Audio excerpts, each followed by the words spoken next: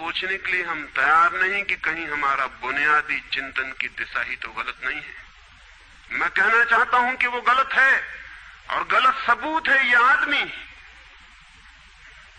और क्या सबूत होता है?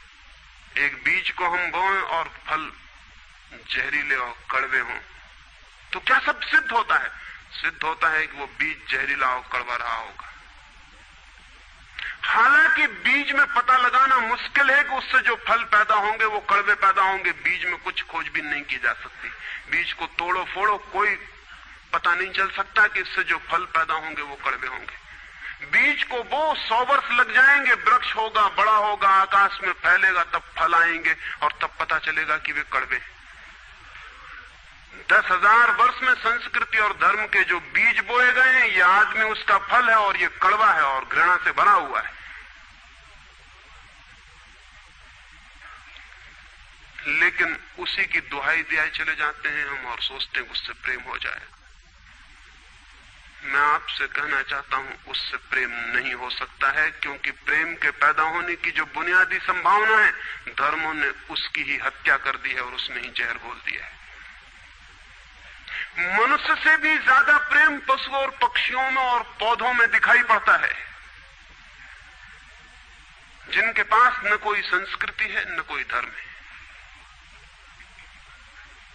संस्कृत और सुसंस्कृत और सभ्य मनुष्यों की बजाय असभ्य और जंगल के आदमी में ज्यादा प्रेम दिखाई पड़ता है, जिसके पास न कोई विकसित धर्म है, न कोई सभ्यता है, न कोई संस्कृति है।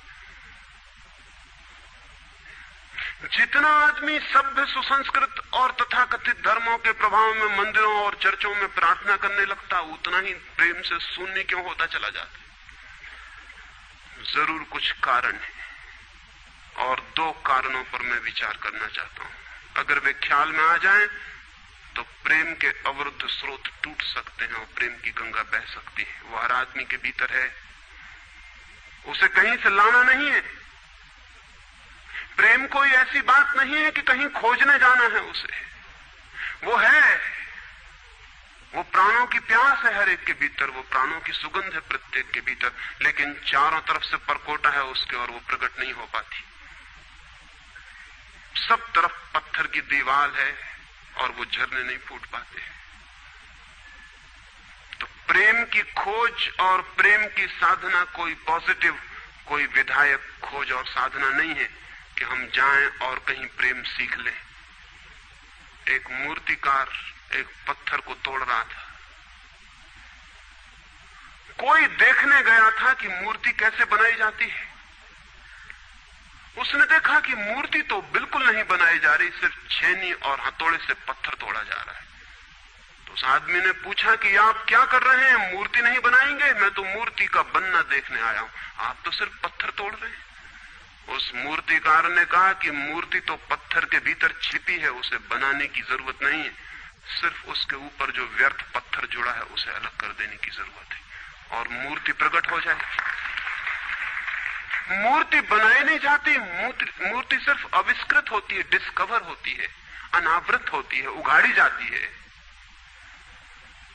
मनुष्य के भीतर प्रेम छिपा है, सिर्फ उगाड़ने की बात है, उसे पैदा करने का सवाल नहीं है, अनावृत करने की बात है।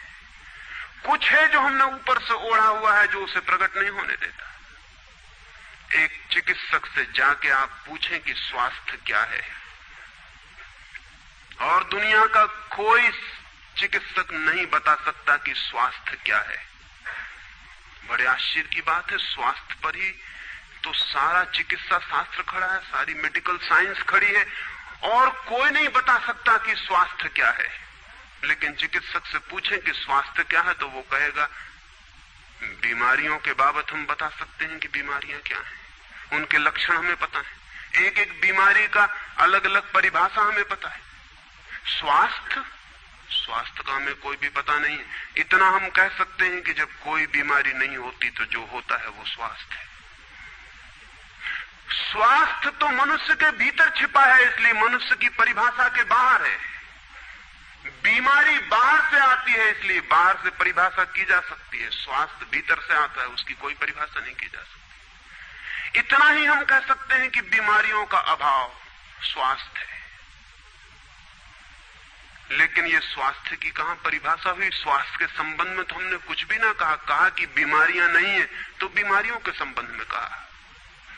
सच ये है कि स्वास्थ्य पैदा नहीं करना होता, या तो छिप जाता है बीमारियों में, या बीमारियां हट जाती हैं तो प्रकट हो जाता है। स्वास्थ्य हम में है, स्वास्थ्य हमारा स्वभाव है। प्रेम हम में है, प्रेम हमारा स्वभाव है। इसलिए ये बात गलत है कि मनुष्य को समझाया जाए कि तुम प्रेम पैदा करो। सोचना यह है कि प्रेम पैदा क्यों नहीं हो पा रहा है, बाधा क्या है, अड़चन क्या है, कहां रुकावट डाल दी गई। अगर कोई भी रुकावट ना हो तो प्रेम प्रकट होगा ही। उसे सिखाने की और समझाने की कोई भी जरूरत नहीं है। अगर मनुष्य के ऊपर गलत संस्कृति और गलत संस्कार की धाराएं और बाधाएं न हो तो हर आदमी प्रेम को उपलब्ध होगा ही, ये अनिवार्यता है। प्रेम से कोई बच ही नहीं सकता, प्रेम स्वभाव है। गंगा बहती है हिमालय से, बहेगी गंगा, उसके प्राण है, उसके पास जल है, वो बहेगी और सागर को खोज ही लेगी। न किसी पुलिस वाले से पूछेगी, न किसी पुरोहित से पूछेगी कि सागर कहां है। देखा किसी गंगा को चौरस्ते पर खड़े होकर पूछते कि सागर कहां है? उसके प्राणों में है छिपी सागर की खोज और ऊर्जा है, तो पहाड़ तोड़ेगी, मैदान तोड़ेगी और पहुंच जाएगी सागर तक। सागर कितने ही दूर हो, कितना ही छिपा हो, खोज ही लेगी। और कोई रास्ता नहीं है, कोई गाइड बुक नहीं है कि जिससे पता लगा ले कि कहां से जाना है, लेकिन पहुंच जाती है। लेकिन बांध बांध दिए जाएं, चारों तरफ परकोटे उठा दिए जाएं, प्रकृति की बाधाओं को तोड़ के तो गंगा सागर तक पहुंच जाती है। लेकिन अगर आदमी की इंजीनियरिंग की बाधाएं खड़ी कर दी जाएं तो हो सकता है गंगा सागर तक न पहुंच पाए। ये भेद समझ लेना जरूरी है। प्रकृति की कोई भी बाधा असल में बाधा नहीं है, इसलिए गंगा सागर तक पहुंच जाती है, हिमालय को काट के पहुंच जाती है। लेकिन अगर आदमी इजाद करे, इंतजाम करे, तो गंगा को सागर तक नहीं भी पहुंचने दे सकता है। प्रकृति का तो एक सहयोग है, प्रकृति तो एक हार्मनी है। वहां जो बाधा भी दिखाई पड़ती है वो भी शायद शक्ति को जगाने के लिए चुनौती है। वहां जो विरोध भी दिखाई पड़ता है वो भी शायद भीतर प्राणों में जो छिपा है उसे प्रकट करने के लिए बुलावा है। वहां शायद कोई बाधा नहीं है। वहां हम बीज को दबाते हैं जमीन में, दिखाई पड़ता है कि जमीन की एक परत बीज के ऊपर पड़ी है, बाधा दे रही, लेकिन वो बाधा नहीं दे रही। अगर वो परत ना होगी तो बीज अंकुरित भी नहीं हो पाएगा। ऐसे दिखाई पड़ता है कि एक परत जमीन की बीज को नीचे दबा रही है, लेकिन वो परत दबा इसलिए रही है ताकि बीज दबे, गले और टूट जाए और अंकुर बन जाए। ऊपर से दिखाई पड़ता है वो जमीन बाधा दे रही, लेकिन वो जमीन मित्र है और सहयोग कर रही बीज को प्रकट करने में। प्रकृति तो एक हार्मनी है, एक संगीतपूर्ण लयबद्धता है। लेकिन आदमी ने जो जो निसर्ग के ऊपर इंजीनियरिंग की है, जो जो उसने अपने यांत्रिक धारणाओं को ठोंकने की और बिठाने की कोशिश की है, उससे गंगाएं रुक गई हैं, जगह जगह अवरुद्ध हो गई हैं। और फिर आदमी को दोष दिया जाता है। किसी बीज को दोष देने की जरूरत नहीं है। अगर वो पौधा न बन पाए तो हम कहेंगे कि जमीन नहीं मिली होगी, ठीक, पानी नहीं मिला होगा, ठीक, सूरज की रोशनी नहीं मिली होगी, ठीक। लेकिन आदमी के जीवन में खिल न पाए फूल प्रेम का तो हम कहते हैं तुम हो जिम्मेवार। और कोई नहीं कहता कि भूमि ना मिली होगी, ठीक, पानी ना मिला होगा, ठीक, सूरज की रोशनी ना मिली होगी, ठीक। इसलिए यह आदमी का पौधा अवरुद्ध रह गया, विकसित नहीं हो पाया, फूल तक नहीं पहुंच पाया। मैं आपसे कहना चाहता हूं कि बुनियादी बाधाएं आदमी ने खड़ी की हैं। प्रेम की गंगा तो बह सकती है और परमात्मा के सागर तक पहुंच सकती है। आदमी बना उस लिए है कि वो बहे और प्रेम बहे और परमात्मा तक पहुंच जाए। लेकिन हमने कौन सी बाधाएं खड़ी कर दी? पहली बात, आज तक मनुष्य की सारी संस्कृतियों ने सेक्स का, काम का, वासना का विरोध किया है।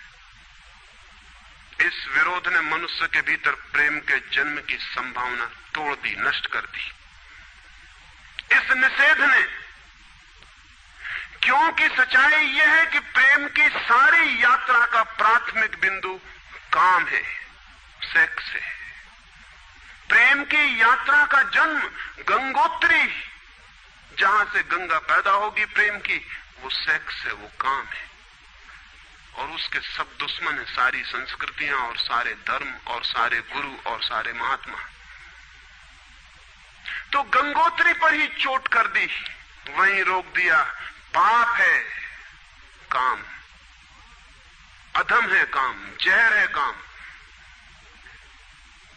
और हमने सोचा भी नहीं कि काम की ऊर्जा ही, सेक्स एनर्जी ही अंततः प्रेम में परिवर्तित होती और रूपांतरित होती। प्रेम का जो विकास है वो काम की शक्ति का ही ट्रांसफॉर्मेशन है, वो उसी का रूपांतरण है। एक कोयला पड़ा हो और आपको ख्याल भी नहीं आएगा कि कोयला ही रूपांतरित होकर हीरा बन जाता है। हीरे और कोयले में बुनियादी रूप से कोई भी फर्क नहीं है। हीरे में भी वही तत्व हैं जो कोयले में है, और कोयला हजारों वर्ष की प्रक्रिया से गुजर के हीरा बन जाता है। लेकिन कोयले की कोई कीमत नहीं है। उसे कोई घर में रखता भी है तो ऐसी जगह जहां दिखाई न पड़े, और हीरे को लोग छातियों पर लटका के घूमते कि वो दिखाई पड़े। और हीरा और कोयला एक ही है, लेकिन कोई दिखाई नहीं पड़ता कि इन दोनों के बीच अंतर संबंध है, एक यात्रा है। कोयले की शक्ति ही हीरा बनती है। और अगर आप कोयले के दुश्मन हो गए, जो कि हो जाना बिल्कुल आसान है क्योंकि कोयले में कुछ भी नहीं दिखाई पड़ता, तो हीरे के पैदा होने की संभावना भी समाप्त हो गई, क्योंकि कोयला ही हीरा बन सकता था। सेक्स की शक्ति ही, काम की शक्ति ही प्रेम बनती है, लेकिन उसके विरोध में सारे दुश्मन हैं उसके। अच्छे आदमी उसके दुश्मन हैं, और उसके विरोध ने प्रेम के अंकुर भी नहीं फूटने दिए, और जमीन से, प्रथम से, पहली सीढ़ी से नष्ट कर दिया भवन को। फिर वो हीरा नहीं बन पाता कोयला, क्योंकि उसके बनने के लिए जो स्वीकृति चाहिए, जो उसका विकास चाहिए, जो उसको रूपांतरित करने की प्रक्रिया चाहिए, उसका सवाल ही नहीं उठता। जिसके हम दुश्मन हो गए, जिसके हम शत्रु हो गए, जिससे हमारी द्वंद्व की स्थिति बन गई और जिससे हम निरंतर लड़ने लगे, अपनी ही शक्ति से आदमी को लड़ा दिया गया है, सेक्स की शक्ति से आदमी को लड़ा दिया गया है। और शिक्षाएं दी जाती हैं कि द्वंद्व छोड़ना चाहिए, कॉन्फ्लिक्ट छोड़नी चाहिए, लड़ना नहीं चाहिए। और सारी शिक्षाएं बुनियाद में सिखा रही हैं कि लड़ो, मन जहर है तो मन से लड़ो, जहर से तो लड़ना पड़ेगा। सेक्स पाप है तो उससे लड़ो। और ऊपर से कहा जा रहा है कि द्वंद्व छोड़ो। जिन शिक्षाओं के आधार पर मनुष्य द्वंद्व से भर रहा है, वही शिक्षाएं दूसरी तरफ कह रही कि द्वंद्व छोड़ो। एक तरफ आदमी को पागल बनाओ और दूसरी तरफ पागल खाने खोलो कि उनका इलाज करना है। एक तरफ कीटाणु फैलाओ बीमारियों के, और फिर अस्पताल खोलो कि बीमारियों का इलाज यहां किया जाता है। एक बात समझ लेनी जरूरी है संबंध में,